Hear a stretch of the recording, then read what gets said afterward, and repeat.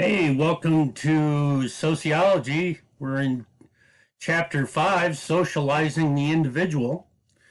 The first section will be on personality development, the second, social self, and then finally, the agents of socialization. Section 1, personality development. People develop their personalities over the course of their lives. While scientists have debated for years whether nature or nurture plays a bigger role in personality development, most social scientists today believe that the environmental factors have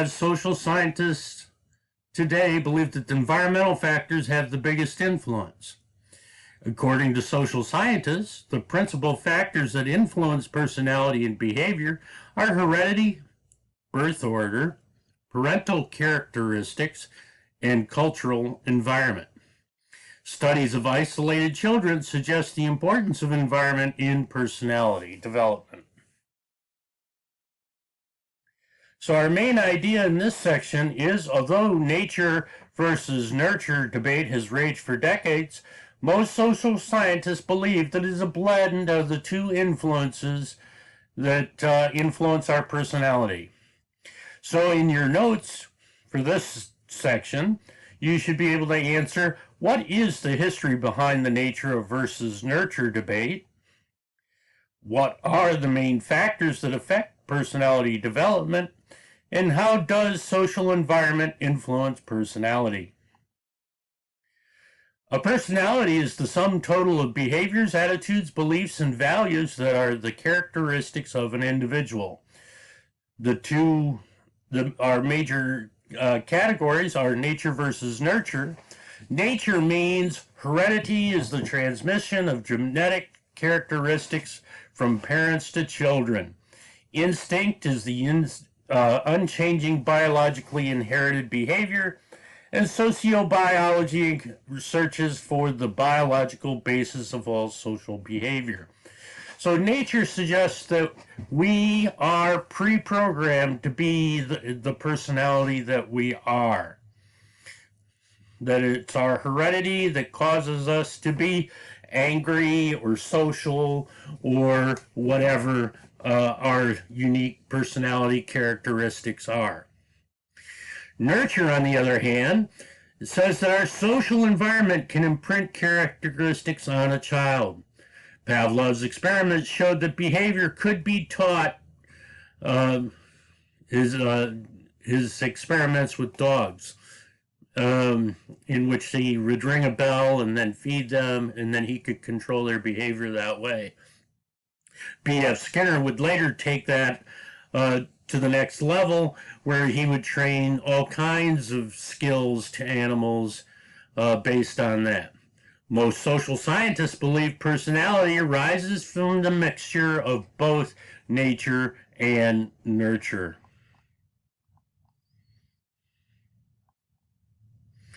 Now, heredity.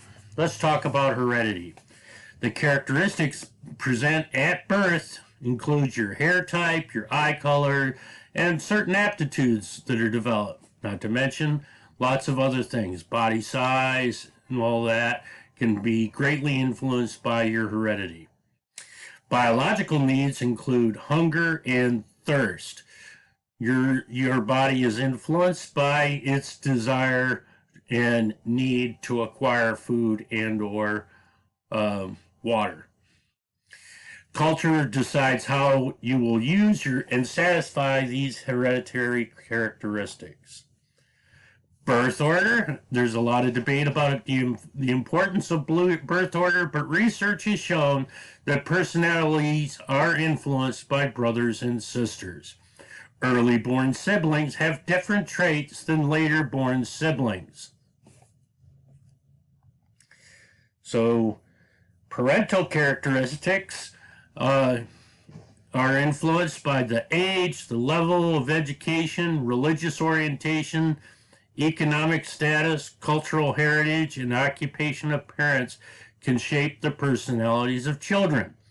So as we saw in psychology, we were talking about the authoritarian, the permissive, and the authoritative parents, and these can influence us. Not to mention the fact of how we'll be influenced by neglect or mistreatment and or a loving relationship, depending on the situation. The cultural environment. Each culture has a set model of personalities. Individuals experience a culture in different ways. So this is birth order. Birth order, the common characteristics of firstborn children, and this often can be can apply to the firstborn of a particular sex, the firstborn boy and the firstborn girl. They tend to be confident. They tend to be professionistic. They're organized. They're scholarly, and they tend to be conservative. Famous examples of firstborn children are Franklin Roosevelt, Bill Clinton, J.K. Rowling, and Tiger Woods. Common characteristics of middleborn children. They're flexible, they're diplomatic, they're independent, they're balanced, and they're generous. Middleborn children need to be these things because they have to deal with the oldest and younger siblings. Famous examples of middle children are John F. Kennedy, Bill Gates, Donald Trump, and Princess Diana. Common characteristics of lastborn children, the babies. They're willing to take risks, they're outgoing, they tend to be creative, they tend to be rebellious, and they're persistent. Famous example of lastborn children are Ronald Reagan, Jim Carrey, Cameron Diaz, and Stephen Colbert. So, and me. Feral children and those that are very low contact with social environment do not develop skills such as walking or language. In some instances, remedial therapy can allow isolated children to develop language skills. You may remember talking about Jeannie in Psychology and how she was detrimentally affected by the fact that she was neglected so much. Children who have been institutionalized may share some of the characteristics of those children that have been isolated based on the fact that they are oftentimes neglected because of the fact that they do not get the constant attention that you might have otherwise. Studies show that the lack of human contact can result in developmental abnormalities as well as death. Section 2. Section 2 is on the social self, and through socialization, people learn the basic values and behavior patterns of culture and develop a sense of self. John Locke believed that humans were blank slates that could be socialized to have any type of character. According to Horton Cooley, we develop our sense of self through interactive processes based on how we appear to others. The Social Self by George Herbert Mead proposed that we are socialized through the three-step process called role-taking, in which we learn to internalize the expectations of society. Sociologist Irving Goffman developed the theory of impression management, in which the self that we present our world changes based on circumstance. So our main idea in this section is that Locke and Coley and Mead explain people are socialized to develop a sense of self. Once a self exists, people can change how they present it to others. So in your notes on completion of this section, you should be able to answer the questions: what are the three theories that explain the development of self, and how does the environment affect presentation of self? Socialization. The developmental development of self. Socialization is the interactive process through which the people learn the basic skills, values, beliefs, and behavior patterns of a society. There are many theories of how individuals gain a self or distinct identity that separates you from other members of society. John Locke believed in the tabula rasa.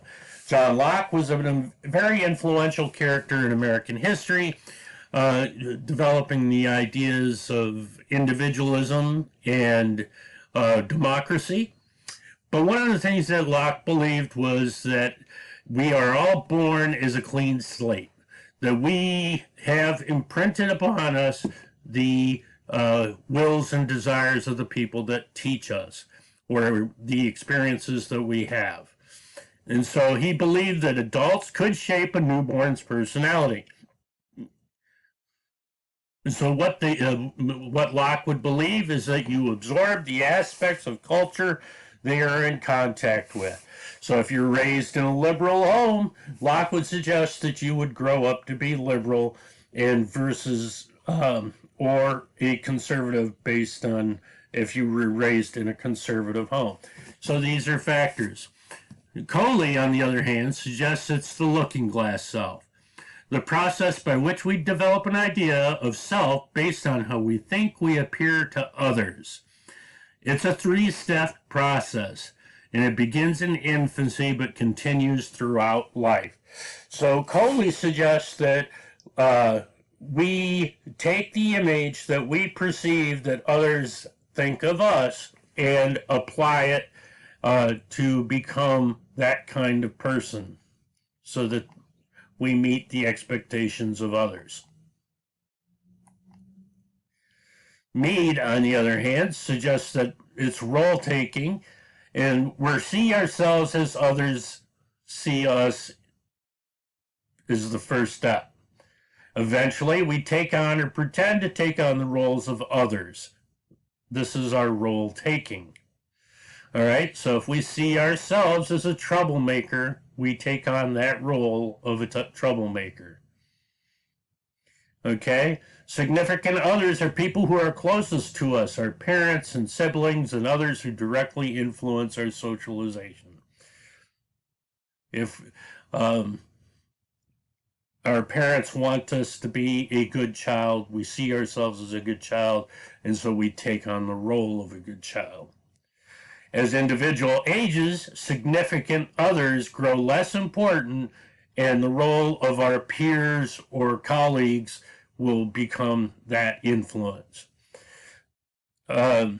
Generalized other is the internalized attitudes, expectation, and viewpoints of society. Children under 3 can only imitate the actions of others. The self consists of the I and the me. The I is the unsocialized, spontaneous, self-interested component of personality. The me is the part that is aware of the expectations and attitudes of society and the socialized self.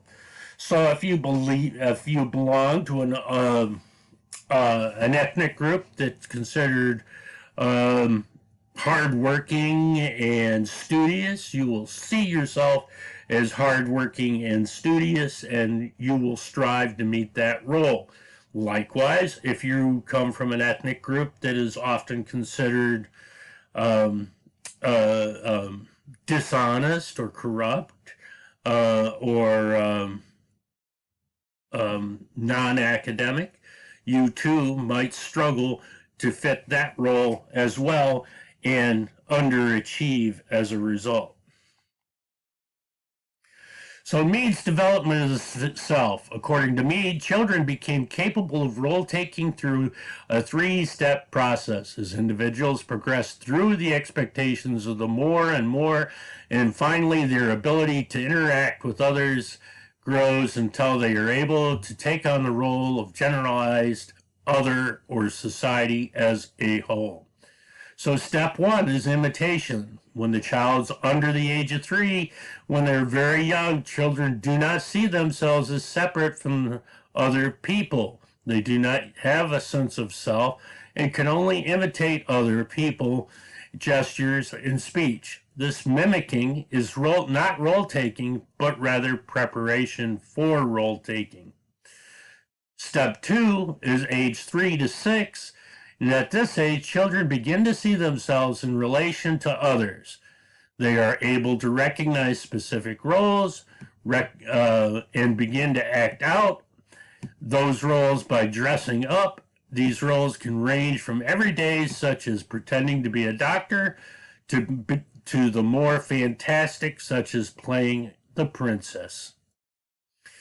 Organized games. After age 6 or 7, about the time children reach school age, this would be like kindergarten and first grade, they reach the school age, they begin to take part in organized games, team sports, and these activities require children to take on their own roles as well as anticipate the actions of others. So it's here at this age the children begin to play t-ball, they play soccer, and in some places they might even start Pop Warner football. Dramaturgy, the theory suggested by Irving Goffman, states that social interaction is similar to a drama performance. It suggests people are the audience judging each other's performance, trying to determine each individual's true character. Okay, so what's happening here is that oftentimes this might help explain your friends that are drama queens. They're taking up that role and they're playing their part. Impression management is an attempt to play role well and manage the impressions the audience receives. States that much of our time with others is spent trying to manage their impressions.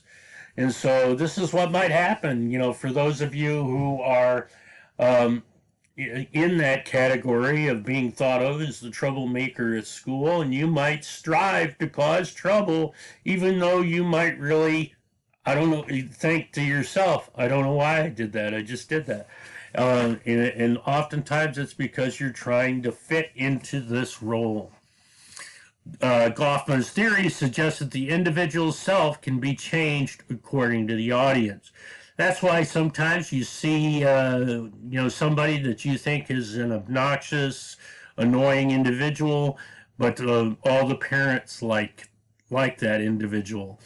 And it's because they know to behave one way for parents and they behave other way around their peers. So this is John Locke's concept of the tabula rasa. Each person is born as a blank slate. Humans who acquire their personalities through their interaction can be molded into any type of character.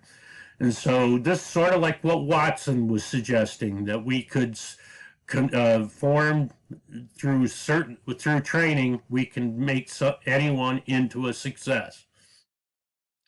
Charles Horton Coley is the looking glass self, and he saw that humans form images of themselves based on how they seem to others.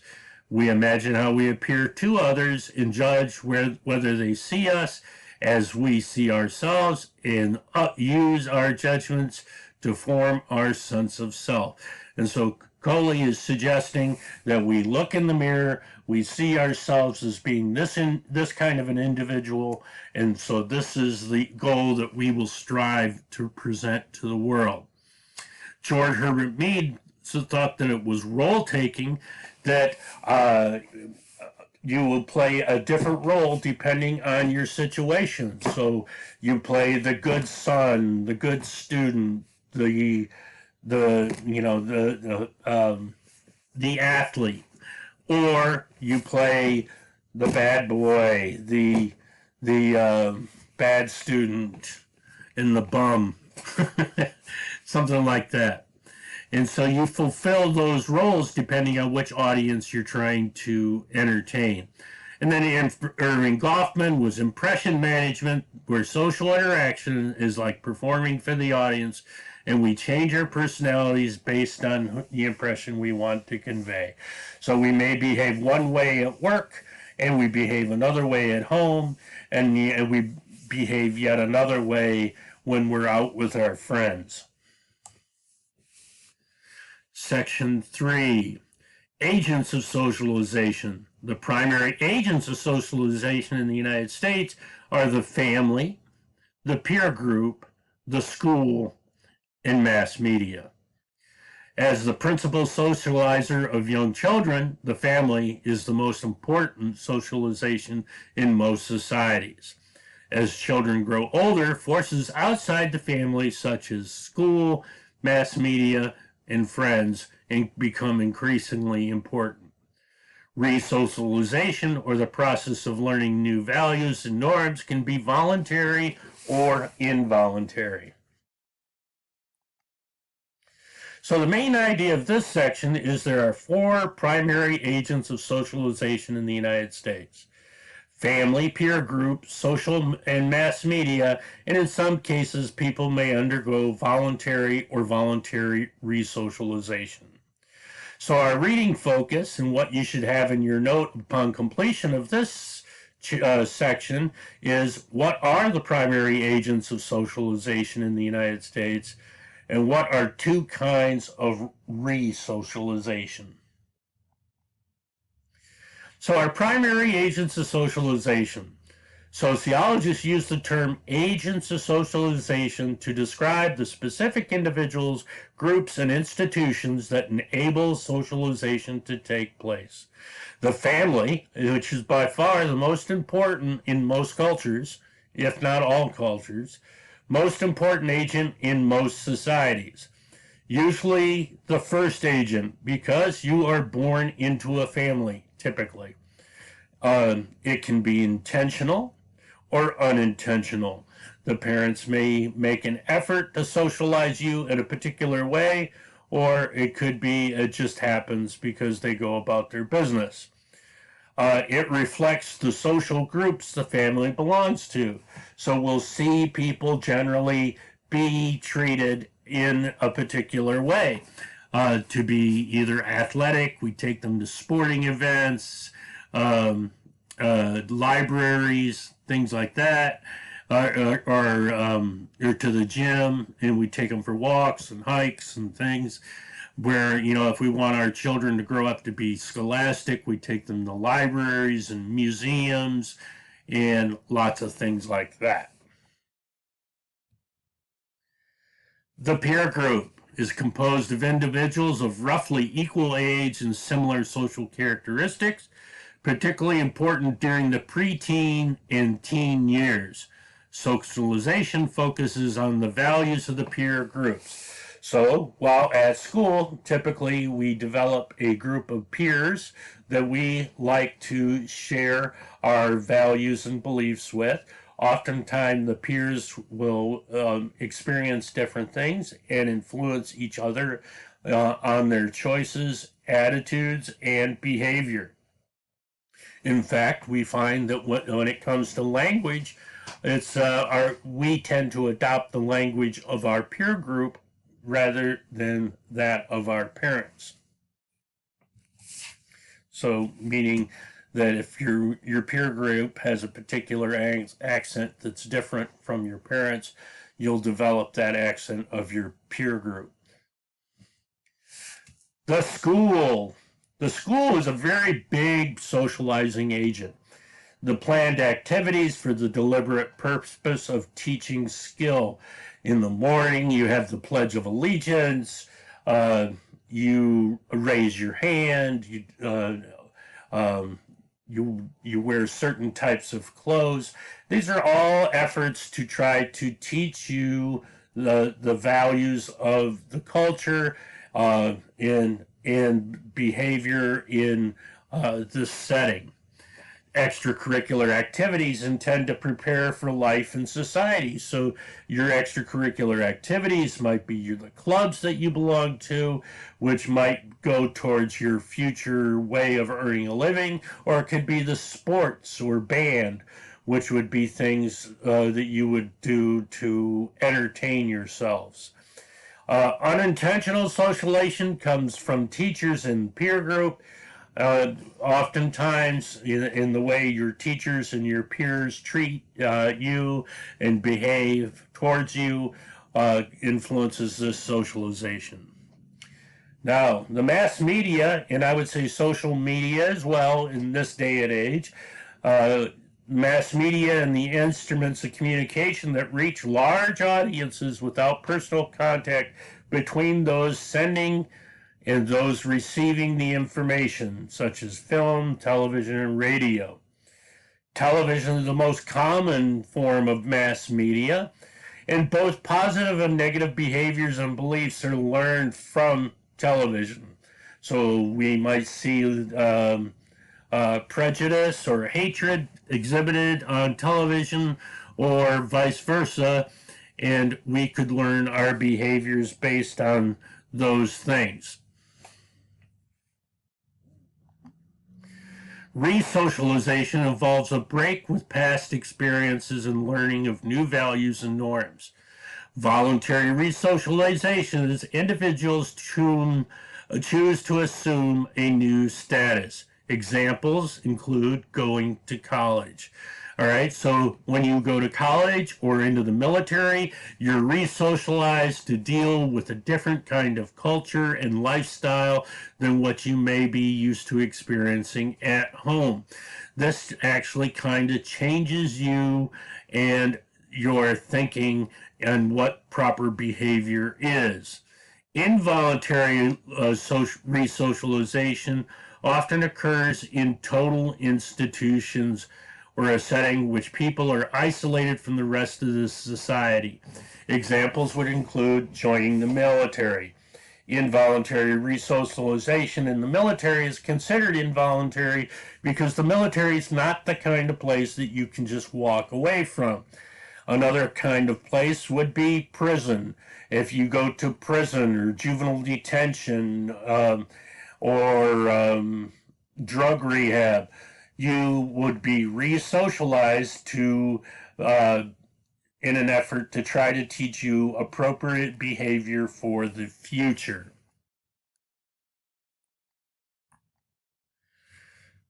Total institutions such as military boot camps attempt to re-socialize individuals by removing all semblance of the personal identity.